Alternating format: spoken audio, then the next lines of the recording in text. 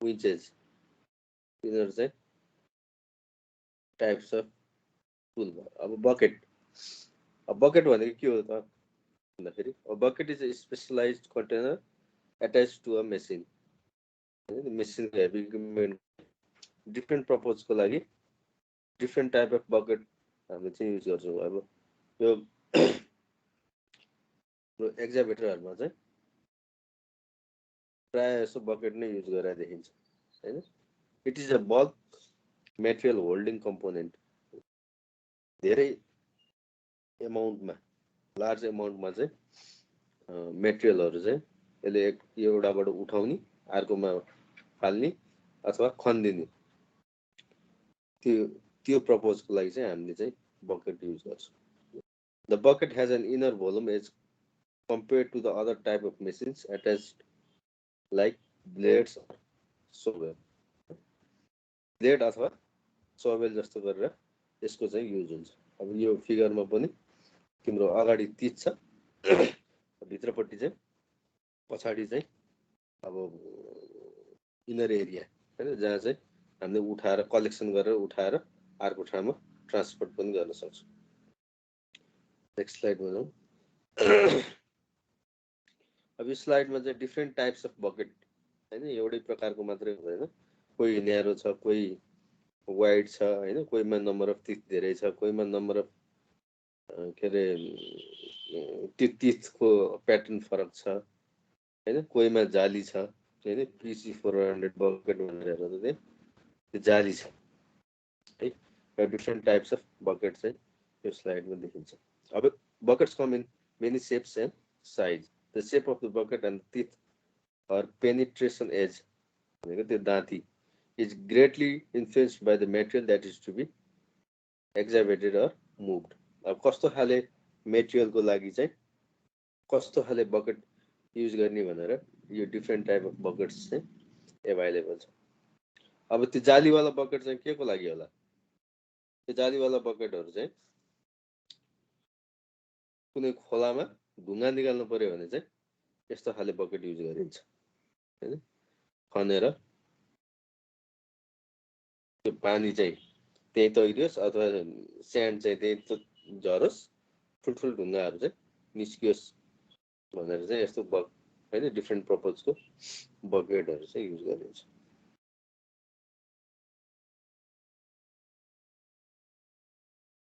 अब a bucket designed for moving loose gravel should not be used to dig into the hard material.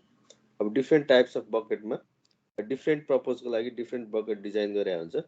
अब right tool right जब भनेर जुन हामीले इन्जिनियरहरूले mechanical इन्जिनियरले भनिरहेको हुन्छौँ, त्यसै प्रकारले हामी चाहिँ राइट जेको लागि डिजाइन गरेको त्यही खालको बकेट चाहिँ युज गरियो भने चाहिँ इफिसियन्ट पनि हुन्छ, कस्ट इफेक्टिभ पनि हुन्छ। त्यो ड्यामेज हुने चान्स चाहिँ एकदमै लो हुन्छ।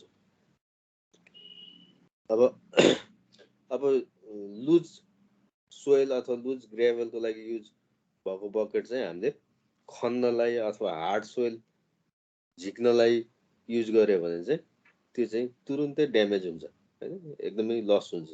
त्यस कारणले गर्दाखेरि लुज सोइलको लागि मेटेरियलको लागि डिजाइन गरेको बकेट चाहिँ हार्डको लागि चाहिँ युज नगर्दा राम्रो। A bucket can have jaws or apparatus for grasping irregular shape load हैन। अब यो बकेटको चाहिँ अगाडि दाँती हुन्छ है, त्यो दाँती पनि डिफ्रेन्ट टाइपको दाँती हुन्छ। अब कुन पर्पजको लागि कुन कस्तो खाले दाँती युज गर्ने भन्ने कुरा चाहिँ डिफाइन्ड हुनु पर्यो। Concrete jaws that can be used to cut structural membrane है। कङ्क्रिट खाले जज चाहिँ अब त्यो मेम्ब्रेनहरू चाहिँ काट्नलाई युज हुन्छ। अब यो फिगरमा अर्को स्लाइडमा 1 2 3 4 भनेर नर्मली 4 प्रकारको अथवा कस्तो तितले चाहिँ के काम गर्छ भनेर चाहिँ क्याटेगोराइज गरेको छ। नर्मली 4 प्रकारको हुन्छ यो। यसमा हेर त, अब बकेट 1 को चाहिँ अलिकति वाइड छ हैन, तितहरू सिधा छ। बकेट 2 मा न्यारो छ हैन, टुथहरु पनि नजिक नजिक छ। 3 मा हेर त, 3 मा न्यारो छ, टिथहरु पनि डिफरेन्ट एंगलमा छ है। अनि फोर्थ मा चाहिँ अब त्यहाँ तिथै छैन हैन। यसरी चाहिँ डिफरेन्ट टाइप अफ बकेट्स को टुथ अरेन्जमेन्ट। अब बकेट 1 कस्तो खाले हो भने bucket 1 is for digging in moderate to hard abrasive material हैन। यो चाहिँ युनिभर्सल टाइपको जस्तो मोडरेट देखि हार्ड सम्म, र हार्ड चाहिँ नभयो त्यस्तो खाले ठाउँमा डिगिङ गर्नु पर्यो भने चाहिँ हामीले यस्तो खाले टुथ भएको अलिकति वाइडर बकेट चाहिँ हामीले युज गर्न सक्छौँ है। लुज सोइलहरुलाई चाहिँ वाइडर बकेट युज गरिन्छ भने अब हार्ड रकलाई चाहिँ न्यारो टाइपको है bucket 2। Bucket 2 is for digging fragmented rock है, रक डिगिङ गर्नलाई। फ्रोजन ग्राउन्ड है, फ्रोजन भनेको आइस भनेको त्यो पनि एक प्रकारले जमेको हैन। बेसरी फ्रोजन ग्राउन्ड के रे आइस भन्दा आइस फ्रोजन ग्राउन्ड भनेको जमेको एकदमै हार्ड सर्फेसहरु चाहिँ पोताउन अथवा डिगिङ गर्नलाई। Highly abrasive compacted material, it is taller and thinner than bucket 1 है। बकेट 1 भन्दा चाहिँ यो चाहिँ अग्लो पनि हुने भयो, अनि यो टिथहरु चाहिँ क्लोजली हैन नजिक नजिकै दाँतीहरु चाहिँ नजिक नजिकै राखेको कम्प्याक्ट वाला थिनर त्यस्तो टाइपको चाहिँ हुन्छ है, न्यारो टाइपको हुन्छ। भने त्यो प्रेसर चाहिँ नजिक नजिकै प्रेसर पर त्यो चोले हैन प्रेसर दियो भने चाहिँ त्यो खन्नलाई चाहिँ सजिलो हुन्छ। त्यही भएर यो चाहिँ न्यारो है, हाई प्रेसर पर्छ न्यारो। अब बकेट 3 मा यो टिथ नै डिफरेन्ट एंगलमा छ है। Bucket 3 is for digging hard rock and work areas where the material is undisturbed or poorly prepared हैन। कोही कोही ठाउँमा चाहिँ ढुङ्गाहरु पनि एउटै प्रकारको हुँदैन, एकातिर हुन्छ एकातिर हुँदैन। त्यस्तो ठाउँमा चाहिँ त्यस्तो बकेटहरुले खन्नलाई चाहिँ सहयोग गर्छ। अब फोर्थ नम्बरको मा चाहिँ यो भनेको एकदमै लुज सर्फेस जहाँ कि खन्नै पर्दैन त्यस्तो ठाउँमा चाहिँ यो फोर्थ वाला बकेटहरु चाहिँ हामी युज गर्छौं। नर्मली चाहिँ यो स्यान्डहरु उठाउनलाई त्यस्तो खाले। अब normally dozing. Bucket 4 is for bank forming, ditch cleaning and finishing and loose material movement है, सफा गर्नलाई। मेटेरियल एकदमै लुज मेटेरियल हैन त्यतिकै राखिराखेको मेटेरियलहरु उठाउनलाई त्यस्तोमा चाहिँ हामीले यो बकेट 4 टिथ नभएको बकेट चाहिँ युज गर्न सक्छौं।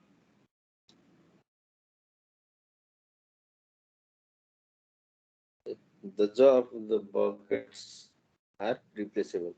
There is a bolt or अब यदि यो बकेटहरु नर्मली यो बकेट साइड वालबाट चाहिँ फुट्दैन अथवा वेयर एन्ड टियर हुँदैन। नर्मली बिग्रिने भनेको चाहिँ यो टिथ नै हो। यो ज चाहिँ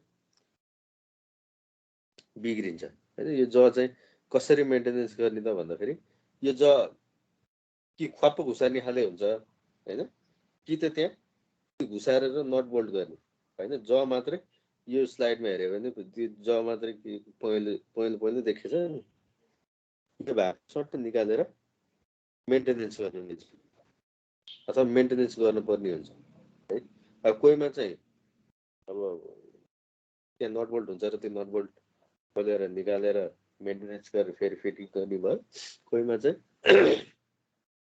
त्यो स्याङमा लक हुन्छ, त्यही लक अनुसार लक खोलेर निकाल्ने है। त्यसरी चाहिँ यो there is a bolt or locking mechanism for changing new ज। कोही मेन्टेनेन्स गर्नु पर्यो, कोही चाहिँ मेन्टेनेन्स गर्न मिलेन भने फेर्न पनि पर्यो। यसरी चाहिँ अब प्रत्येक ज एकैचोटि फेर्न पर्ने, एकैचोटि मेन्टेनेन्स गर्न पनि हुँदैन। अथवा बकेटै पुरै ढिक्का चाहिँ हामी फेर्दैनौँ है। त्यो गर्दाखेरि एकदमै कस्टली हुन्छ। हामीले तित मात्रै है त्यो खन्ने बेलामा चाहिँ तित मात्रै खिनी भाँचिनी होइन बाङ्गिनी हुन्छ। त्यस कारणले गर्दाखेरि हामी तित मात्रै रिप्लेस गर्छौँ।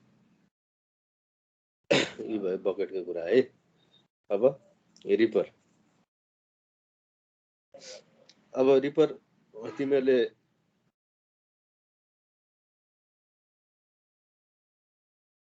यो खेत जोत्दाखेरि पनि रिपर तिमीहरूले देखे होला यो तराईतिर चाहिँ यस्तो खेत जोत्नलाई पनि युज गरे हुन्छ। पहिला चाहिँ रिपरले खन्छ अनि त्यसपछि अरू टुलहरू युज गर्छ। अब तराईतिर युज हुने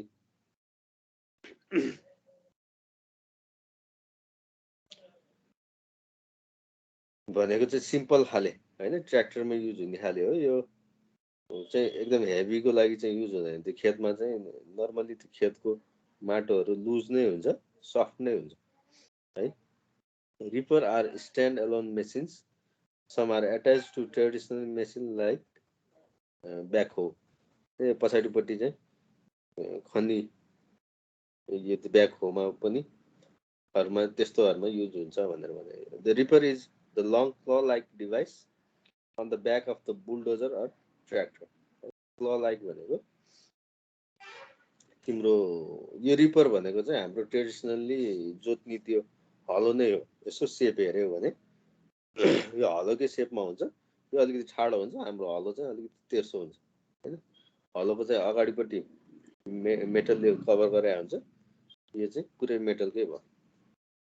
The claw-like structure of device are operated by hydraulically in heavy bulldozers, but in case of light loaded, it is attached by spring in certain jerk and load. अब यो लो खेतहरूमा युज गर्ने light पर्पजको लागि चाहिँ त्यहाँ स्प्रिङले अड्काएर राखेको हुन्छ। तिमीहरूले त्यो तराईतिरको ट्र्याक्टरहरूमा हेऱ्यो भने चाहिँ त्यो स्प्रिङले अड्काएको देखिन्छ होइन। तर एकदमै हेभीमा चाहिँ हाइड्रोलिक सिस्टमले चाहिँ त्यो हलोहरू चाहिँ त्यहाँ अड्काइरहेको हुन्छ है। यसरी चाहिँ यो रिपरहरू चाहिँ इन्गेज गर्ने तरिका चाहिँ यो हो।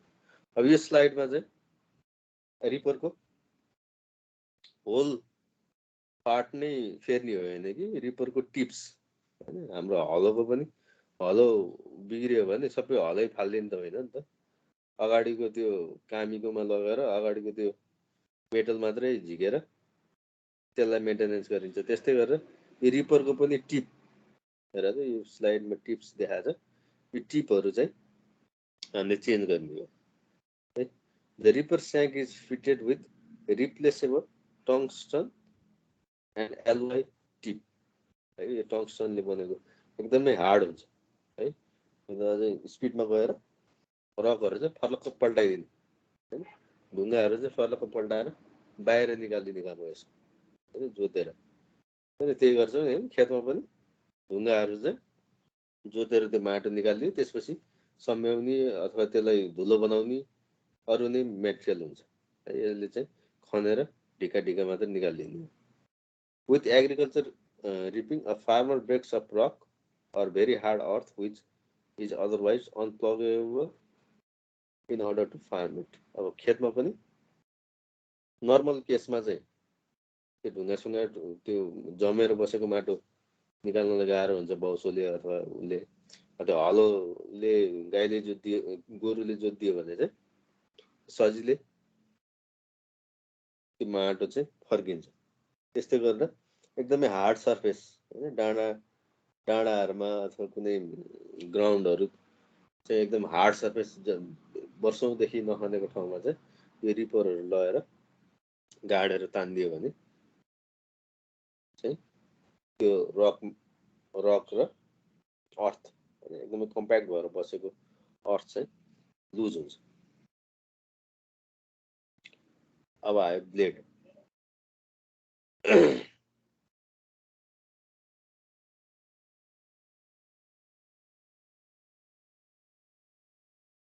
अब यो ब्लेडहरू चाहिँ बुलडोजरहरूमा चाहिँ यो ब्लेडहरू चाहिँ हामीले अगाडिपट्टिको भागमा देख्छौँ है।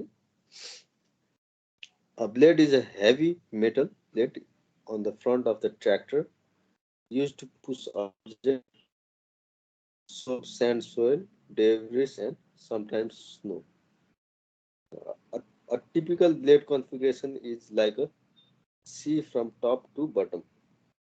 यो ब्लेडहरू चाहिँ सी भएको चाहिँ एरेन्जमेन्टमा चाहिँ झट्ट हेर्दाखेरि चाहिँ सी जस्तो चाहिँ देखिन्छ हैन कोही खन्न होस् अथवा डोजिङ गर्न होस् यसको सेप चाहिँ नर्मल्ली सी जस्तो हुन्छ as the blade is moved forward and tilted the bottom of the blade acts as a cutting and the top rolls the material सी भएको हुनाले चाहिँ तलको भागले चाहिँ यदि हामीले गाड्दियौँ भने चाहिँ यसले खन्दै जाने भयो हैन सी भएपछि त्यो मेटेरियलहरु खनेको मेटेरियलहरु माथि माथि आउँछ अनि माथि पनि कर्भ भएको हुनाले चाहिँ त्यो मेटेरियलहरु चाहिँ रोल भएर फेरि अगाडि नै जान्छ हैन यदि सी नहुँदो त त्यो मेटेरियल फेरि पछाडीपट्टि मेसिनको पछाडि जान्थ्यो र त्यता डम्प हुन्थ्यो है सी भएको हुनाले चाहिँ त्यो मेटेरियल चाहिँ खनिएर माथि गएर फेरि अगाडि नै पल्टिन्छ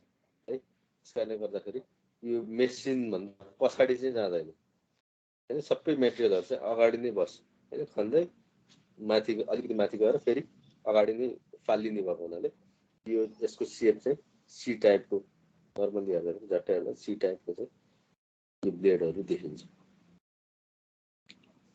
अब ब्लेडहरु नर्मली चाहिँ A blade C blade U blade र एस ब्लेड भनेर यो चार प्रकारको चाहिँ ब्लेडहरु चाहिँ युज हुन्छ है अब ए ब्लेड ए भनेको एंगलबाट ए आयो use primary for side casting material excellent for draining ditch excavation wider than S blade used for fine grading and surface removal अब यो ए टाइपको ब्लेड सी भए पनि माथि पनि अलिकति कर्भ हुन्छ तल तल चाहिँ ए टाइपको है यो ए टाइपको ब्लेड चाहिँ नर्मल पर्पजको लागि ग्रेडिङ अथवा सफ्ट सर्फेस रिमुभल गर्नलाई चाहिँ ए टाइपको ब्लेड चाहिँ युज हुन्छ र यो चाहिँ झट्ट हेर्दाखेरि चाहिँ यस ब्लेड जस्तै देखे पनि यस ब्लेड भन्दा अलिकति वाइड हुन्छ not recommended for rock or hard digging surface है हार्डमा चाहिँ ए टाइपको ब्लेड चाहिँ युज हुँदैन अब कुसन कुसनिङ बाट सी आएर सी टाइपको blade use primarily with scrapers for on the go push loading स्क्रैपर्समा चाहिँ पुश गर्नलाई चाहिँ सी टाइपको ब्लेडहरु चाहिँ युज हुन्छ can be used for lighter excavation and other general task के अरे लाइट सर्फेसमा एक्जाभेसन गर्नलाई चाहिँ सी टाइपको ब्लेड युज अब यस टाइप है C type A type S type कस्तो कस्तो छ ब्लेड अब यो एस टाइपमा use primary for shallow surface removal land clearing design to push डट for short distance some versatile lightweight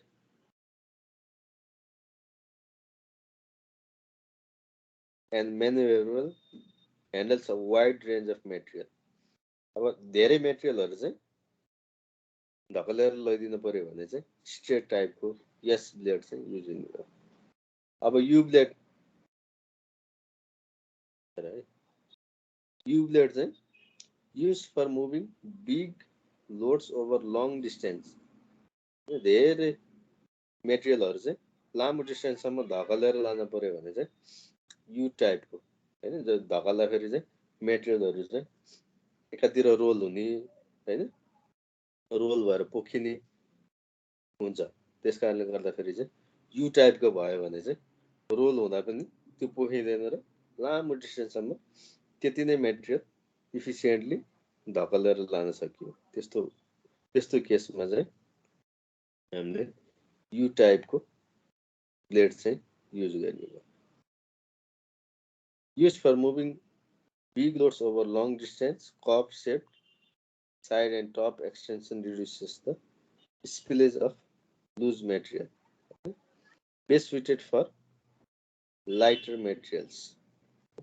Light material चाहिँ धकलेर लैजानलाई चाहिँ यु टाइपको ब्लेड युज हुन्छ, जस्तो कि स्यान्ड मडहरू, तर ढुङ्गा लानलाई चाहिँ मिलेन।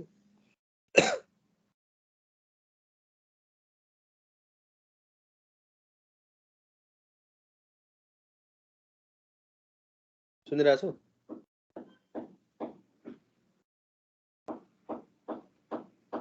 सुनिरहेछ सर।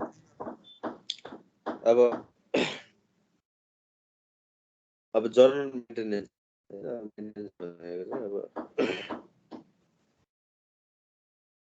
अघि पनि भन्दै गर्दाखेरि पनि भन्दै गइरहेको थिएँ। With the advent of converting the construction sector to a more mechanized sector, has been mandatory for maintenance to perform to its optimum. Heavy इक्विपमेन्टहरू चेन्ज गर्नलाई अथवा रिप्लेस गर्नलाई, त्यसको पार्ट्सहरू रिप्लेस गर्नलाई गाह्रो हुन्छ हैन। एउटै कम्पोनेन्ट खोल्नलाई दिनभरि लाग्न सक्छ। त्यसकारण त्यो मेन्टेनेन्स टाइमली गर्यो भने हामीले धेरै लस चाहिँ सेभ गर्न सक्छौँ। त्यसकारणले गर्दाखेरि अब सानो एउटा दाँती बिग्रदाखेरि झ्याप्प फेरिहाल्यो भने त्यो दाँती मात्रै फेरि पुग्यो नि त। तर त्यो दाँती पुरै खिएर बाङ्गेर त्यो अड्काउने ठाउँ स्याङ्क नै भाँचियो बिग्रियो भने त्यो बकेट नै पुरै फेर्न पर्ने जस्तो सम्भावना हुनसक्छ। त्यस कारणले गर्दाखेरि मेन्टेनेन्समा चाहिँ हेभी इक्विपमेन्ट चाहिँ एकदमै ध्यान दिनुपर्छ मेन्टेनेन्सको लागि। Equipment maintenance involve scientific and technical knowledge of how different machineries are involve हैन। अब यो हेभी इक्विपमेन्टहरूको मेन्टेनेन्स गर्दाखेरि हाइली ट्रेन्ड टेक्निसियनहरू अथवा इन्जिनियरहरूले चाहिँ गर्नुपर्छ। किनभने यदि तिम्रो मेन्टेनेन्स गर्ने बेलामा सपोज नजानेर कुनै पिस्टन सिलिन्डरको हाइड्रोलिक फ्लुइडै निस्क्यो भने त्यहाँ त धेरै लस हुन्छ नि हैन। त्यो त प्रेसराइज भएर बस्या हुन्छ। फेरि त्यो हाइड्रोलिक फ्लुइड कहिलेकाहीँ हेल्थको लागि हेजार्डस पनि हुनसक्छ। त्यस कारणले गर्दाखेरि एकदमै ट्रेन्ड हैन। भोलि गएर सानो गल्तीले एउटा नटबोल्ट फुस्केर हेभी इक्विपमेन्ट नै आफै माथि आएर हैन लाइफ नै लिन सक्ने सम्भावना पनि हुन्छ। त्यस कारणले गर्दाखेरि एकदमै ट्रेन्ड मान्छेहरूले चाहिँ यो हेभी इक्विपमेन्ट चाहिँ मेन्टेनेन्स गर्नुपर्छ भनेर चाहिँ म्यानुअलहरूमा अथवा अरू ठाउँमा लेखिरहेको हुन्छ। Need equipments for technical and speedy construction and at the same time for economic and timely completion of the project. अब हेभी इक्विपमेन्टको मेन्टेनेन्स टाइमली गऱ्यो भने चाहिँ हाम्रो इकोनोमिकल्ली र ठुल्ठुलो प्रोजेक्टहरूको टाइम लस चाहिँ हटाउन सकिन्छ। वेल म्यानेज मेन्टेनेन्सले गर्दाखेरि ठुलो कम्पनीहरूलाई चाहिँ लस हुनबाट चाहिँ जोगाउँछ। Maintenance is carried out to reduce work cost, eliminate unnecessary maintenance, reduce overall maintenance and increase service life, increase productivity. यो चाहिँ मेन्टेनेन्सको प्रिन्सिपल भयो। अब जनरल मेन्टेनेन्स गर्दाखेरि यो बकेटमा कसरी गर्ने? Check your bucket before every use. प्रत्येक युजमा बकेट चाहिँ कुन खाले बकेट युज गर्ने हो त्यो डिफाइन्ड हुन पर्यो हैन। वर्क डिफाइन्ड हुन पर्यो। जब डिफाइन्ड भइसकेपछि कस्तो खाले बकेट युज गर्ने, हैन, कस्तो खाले टिथ भएको बकेट युज गर्ने हैन। त्यसले बकेट सेभिङ मात्रै होइन कि अब इफिसियन्सी, वर्कको इफिसियन्सी पनि, स्पिड पनि बढाउँछ हैन। त्यस कारणले गर्दाखेरि अब के अरे हेभी इक्विपमेन्ट त एउटै हो, बकेट मात्रै चेन्ज गर्ने हो नि त। अब वाइडर बकेट युज गर्ने ठाउँमा न्यारो बकेट युज गर्थ्यो भने एकचोटि चलाउनु पर्ने मेसिन दुईचोटि चलाउनु पर्ला हैन। त्यस्तो भयो भने पनि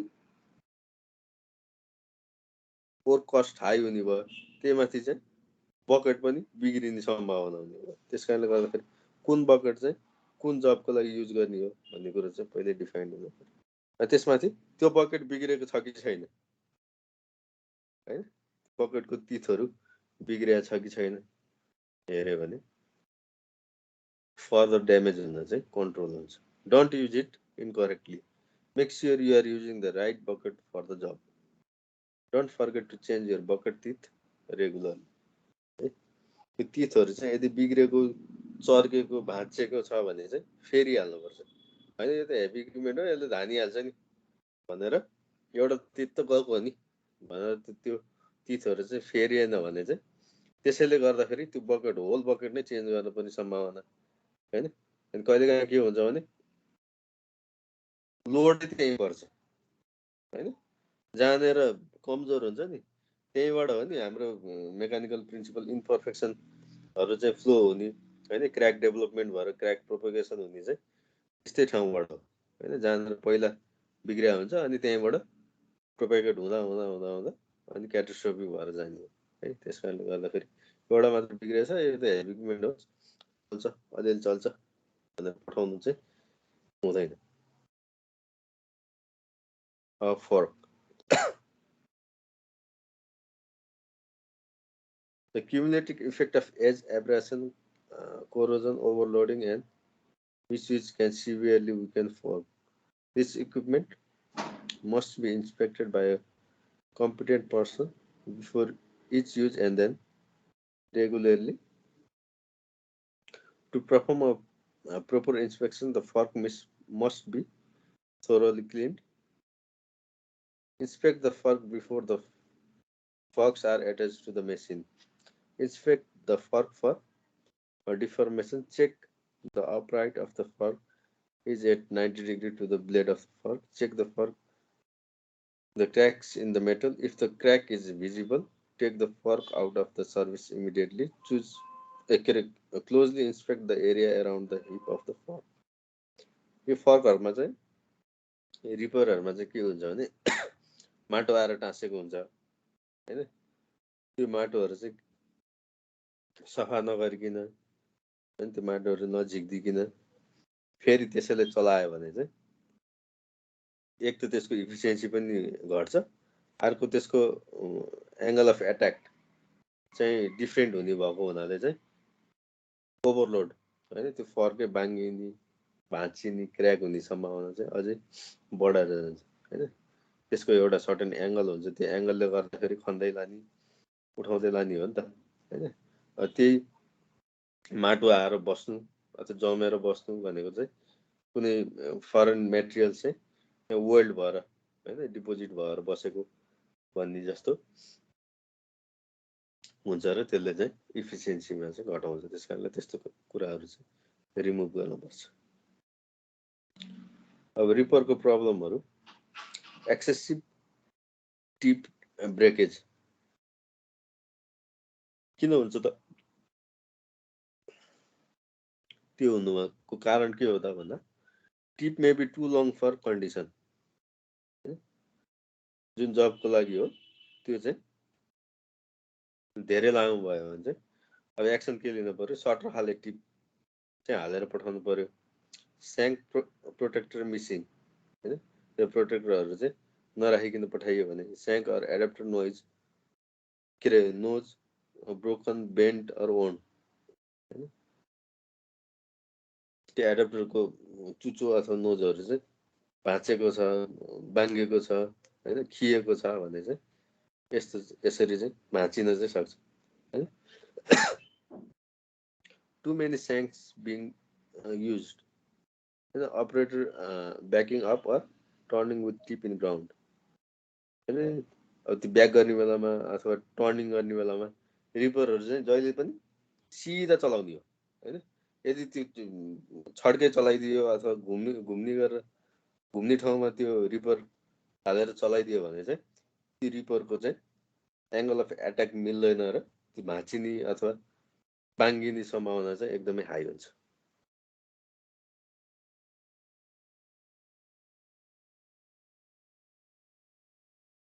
shank or adapter breakage हैन badly owned shank operator side loading shank operator turning while reaping operator backing up with tip in ground हैन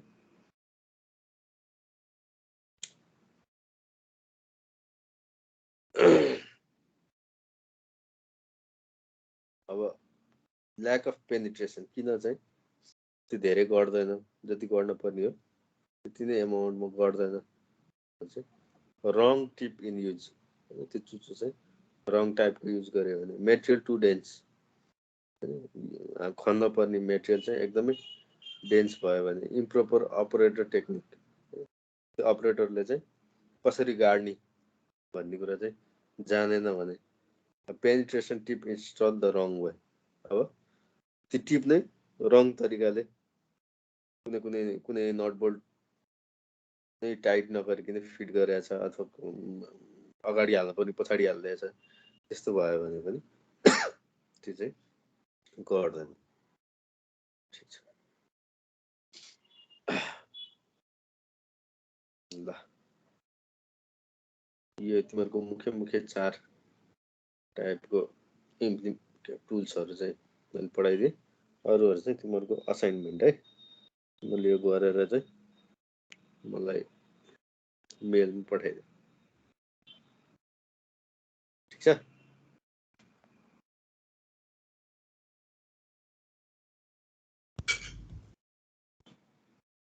ल सर त्यो बुकहरु यही फाइल्समा हाल्दिनुहुन्छ कि सर अपलोड गरिदिनु पीडीएफहरु यहाँ फाइल्समा हाल्दिनु भने सबैले एक्सेस गर्न मिल्थ्यो कि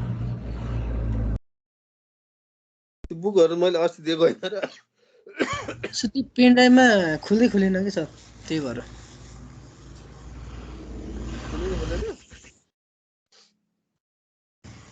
हजुर कुनै नै खुलेन कुनै पनि खुलेन सर पेन ड्राइभमै ओपन नै भयो भने सर त्यसमा त